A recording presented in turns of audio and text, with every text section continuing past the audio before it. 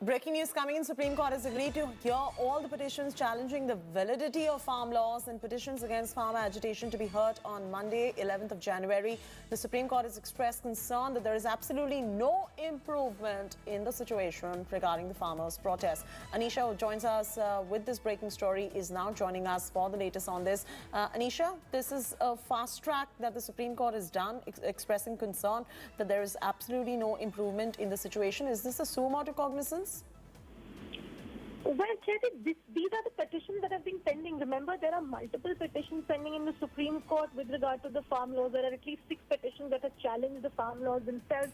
Plus, there are multiple petitions regarding the agitation that has been going on. So, while one of these petitions filed by Advocate M.L. Sharma, who has challenged the 1954 amendment to the Constitution, which had put agriculture in the concurrent list. That petition had come up before the court today, and the bench has now said that it will hear all the matters that are pending with regard to the farm laws on Monday. What is interesting, however, is that both the Solicitor General and the Attorney General have requested the court that since there is another round of talks scheduled with the farm leaders later this week, an urgent hearing may not be in the best interest of the negotiation.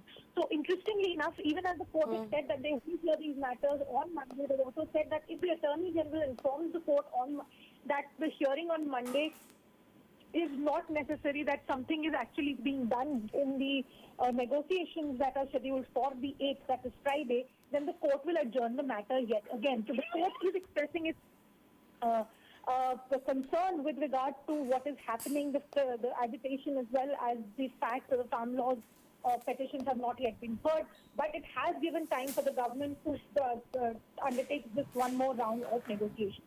Back to you. All right, Anisha Mathur with that breaking story. Supreme Court agreeing to hear all petitions challenging the validity of the farm laws.